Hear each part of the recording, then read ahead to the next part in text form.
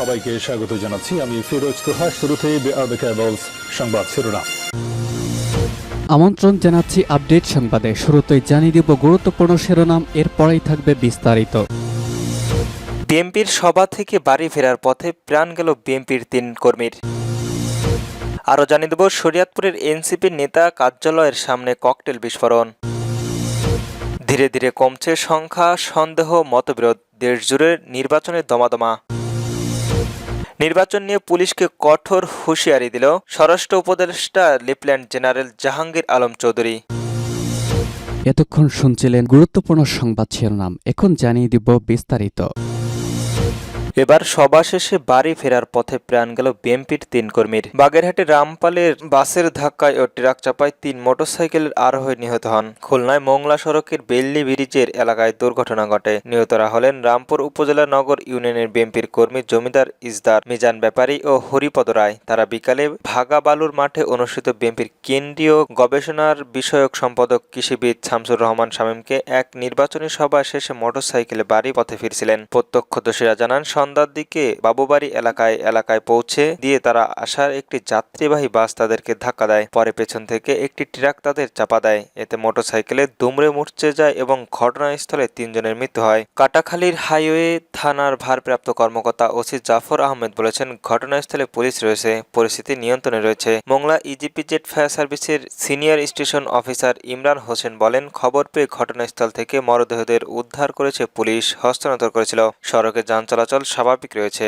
এদিকে সভা ফেরার পথে নিজের দলের ৩ কর্মী মৃত্যুতে নিহত পরিবারের পাশাপাশি দলীয় নেতাকর্মীদের মাঝে শোকের ছায়া বইছে। রামপাল উপজেলায় বিএনপি সভাপতি ও মফিজুর রহমান তুহিন বলেন, সড়ক দুর্ঘটনায় যে ৩ জন মারা গিয়েছেন তারা আমাদের দলের সংস্ক্রিয় কর্মী ছিলেন। শরীয়তপুরে এনসিপির নেতার কার্যালয়ের সামনে ককটেল বিস্ফোরণ। শরীয়তপুরের জাতীয় নাগরিক পার্টি এনসিপির এক নেতার ব্যক্তিগত কার্যালয়ের সামনে ককটেল বিস্ফোরণের ঘটনা ঘটে। বিস্ফোরণের পরপরই এলাকা জুড়ে আতঙ্ক ছড়িয়ে পড়ে। এনসিপির নেতারা অভিযোগ করেন, এক ছাত্রলীগ নেতা তাকে মুঠোফোনে হুমকি দেওয়ার পর এই ঘটনা ঘটে। শরীয়তপুর জেলা শহরের পৌর ঈদগার মাঠের পাশে এই ঘটনা ঘটে। পালং মডেল থানার পুলিশ ও স্থায়ী সূত্রে জানা যায়, জেলা এনসিপির সিনিয়র যুগ্ম সমন্বয়কারী সবুজ তালুকদারের ব্যক্তিগত কার্যালয়ের সামনে দুর্বৃত্তরা বেশ কয়েকটি হাতবোমা নিক্ষেপ করে বিস্ফোরণ ঘটিয়ে পালিয়ে যায়। খবর পেয়ে পুলিশ ঘটনাস্থল থেকে একটি অবিস্ফোরিত ককটেল উদ্ধার করে। সবুজ তালুকদার বলেন, দীর্ঘদিন ধরে ঘোষিত সংগঠনের ছাত্রলীগের পক্ষ থেকে আমাকে ফোন করে হত্যার হুমকি দেওয়া হচ্ছে।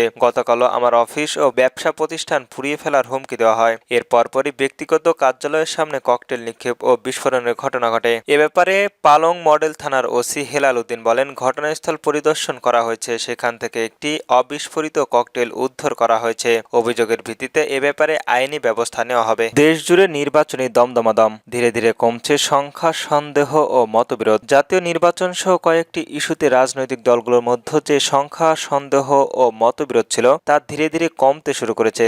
সরকার আনুষ্ঠানিক ও আনুষ্ঠানিক মধ্যব্যবস্থায় বিএনপি, জামাত ও এনসিপির মধ্যে ঐক্যমতের খুব কাছাকাছি অবস্থান করেছেন। সমাধানের পথে জাতীয় জুলাই সনদ ও গণভোট ইস্যু। এমন পরিস্থিতিতে সোমবার 237 আসনের জন্য বিএনপির সম্ভাব্য একাদশ প্রার্থী ঘোষণা করার মুহূর্তে পাল্টে যায় মাঠের চিত্র। একই দিনে এনসিপি প্রার্থীদের একটি প্রাথমিক আংশিক তালিকার খসড়া ঘোষণা করেছেন। এর আগে জামাত প্রার্থীদের একটি প্রাথমিক তালিকা ঘোষণা করে। সব দলের অধিকাংশ প্রার্থীরা আসন ভিত্তিক প্রচারণার ব্যবস্থার সময় পার করছেন। অন্যদিকে নির্বাচন কমিশনার ও ভোটের জন্য প্রয়োজনীয় সব পদক্ষেপ নিচ্ছেন। অবাধ, সুষ্ঠু ও নিরপেক্ষ নির্বাচন অনুষ্ঠানের লক্ষ্যে প্রস্তুত আইন শৃঙ্খলা রক্ষাকারী বাহিনী, পুলিশ, র্যাব, বিজিবি, আনসার, নৌবাহিনী বিপুল সংখ্যক সদস্যের পাশাপাশি থাকবেন 90,000 সেনা সদস্য। সব মিলিয়ে দেশ জুড়ে বেছে নিয়েছেন নির্বাচনী দমদমাদম। রাজনৈতিক বিশ্লেষকরা বলছেন, সরকার থেকে শুরু করে বিভিন্ন মহল্লার বরাবরই বলার চেষ্টা করছেন, আগামী ফেব্রুয়ারিতে জাতীয় নির্বাচন ছাড়া আর কোনো বিকল্প নেই, নইলে দেশে ভয়াবহ সংকট পড়বে। রাজনৈতিক দলগুলো এখন তা উপলব্ধি করছেন। দেশ এখনো নির্বাচনী ট্র্যাকে উঠতে গেছে। কোনো ষড়যন্ত্র, কোনো গুজব আর কাজে আসবে না। যেসব ইস্যু নিয়ে বিএনপি, জামাত ইসলাম ও এনসিপির মধ্যে অনৈক্য তাও কেটে যাচ্ছে। সবচেয়ে বড় বিষয়, দেশের মানুষ প্রায় 15 বছর ভোট দিতে পারেনি। এখন ভোট দিতে তারা উন্মুখ হয়ে রয়েছেন। রাজনৈতিক দলের প্রার্থীরা দলীয় নেতাকর্মী ও সমর্থকদের পাশাপাশি মানুষের গণভোটের মাঠে নেমে পড়েছেন। ঢাকা বিশ্ববিদ্যালয়ের রাষ্ট্রবিজ্ঞান বিভাগের অধ্যাপক কাজী মোহাম্মদ আব্দুল রহমান যুগান্তরকে বলেন, নির্বাচনের সুনির্দিষ্ট সময় যদি সরকার শুরুতেই ঘোষণা করত, রাজনৈতিক এসব দ্বন্দ্ব সামনে আসতো না। এখন সরকার এই নির্বাচন কমিশনার ভোটের প্রস্তুতি এই মুহূর্তে আরো বেশি রাজনৈতিক কর্মকাণ্ডের মানুষ যুক্ত হবে। এর ফলে রাজনৈতিক বিরোধ সংহিতা, সরকারের বিরুদ্ধে যেসব অরাজনৈতিক ডিমান্ড সব কমে আসবে। কেউ কেউ প্রতিদ্বন্দ্বিতার জন্য টিকে থাকার জন্য নানা ইস্যুতে নিজেকে সংস্ক্রিয় রাখছে, কিন্তু এইসব অর্থ এ নয় যে তারা এক ধরনের অনৈক্যর মধ্যে রয়েছেন। সুতরাং সময়ের পরিপ্রেক্ষিতে সব দল এক হয়ে যাবে, যা এখন দৃশ্যমান হচ্ছে। তিনি আরো বলেন, নির্বাচন নিয়ে নানা মতবিরোধ রয়েছে। এবার সবাই এই নির্বাচনকে কর্মকাণ্ডের সংস্ক্রিয় হচ্ছে। এখন কেউ যদি নির্বাচনে বাধা দিতে আসে, সেটা হবে রাষ্ট্রের বিরুদ্ধে। কারণ আগামী নির্বাচন সঠিক সময়ে হওয়ার বাংলাদেশের জন্য খুবই প্রয়োজন। যদি সঠিক সময় নির্বাচন না হয়, দেশ সংকটে পড়বে। সুতরাং রাষ্ট্র রক্ষা করতে হলে নির্বাচনকে প্রাধান্য দিতে হবে, যা রাজনৈতিক দলগুলোকে বুঝতে পারে একটা নির্বাচন পুরোপুরি নেমে গিয়েছে। নির্বাচন নিয়ে পুলিশকে কঠোর বার্তা দিল স্বরাষ্ট্র উপদেষ্টা লেফটেন্যান্ট জেনারেল জাহাঙ্গীর আলম চৌধুরী। ২৬ সালের ফেব্রুয়ারির প্রথমার্ধে অনুষ্ঠিত হবে জাতীয় সংসদ নির্বাচন। এই নির্বাচনকে সামনে রেখে পুলিশকে কঠোর বার্তা দিয়েছে স্বরাষ্ট্র উপদেষ্টা লেফটেন্যান্ট জেনারেল জাহাঙ্গীর আলম চৌধুরী। তিনি বলেছেন, রাজনৈতিক দলের নেতাকর্মীদের সঙ্গে অবৈধ সুবিধা দিলে পুলিশের বিরুদ্ধে ব্যবস্থা নেওয়া হবে। স্বরাষ্ট্র মন্ত্রণালয়ের সভাকক্ষে কোর কমিটির সভা শেষে সাংবাদিকদের প্রশ্নের জবাবে এমন বার্তা দেন তিনি। স্বরাষ্ট্র উপদেষ্টার কাছে জানতে চাওয়া হয়, নির্বাচন যদি পুলিশের কোনো দলকে বিশেষ সুবিধা দেয়, তাহলে তাদের বিরুদ্ধে কি ব্যবস্থা নেওয়া হবে। এমন প্রশ্নের জবাবে উপদেষ্টা বলেন, ইলেকটোরাল ইনকোয়ারিয়ান কমিটি করেছি আমরা। কারো কোনো রকম নেগেটিভনেস থাকলে সঙ্গে সঙ্গে তাকে আইনের আওতায় আনা হবে। আগে জিডি করে রাখা হতো শুধু, কিন্তু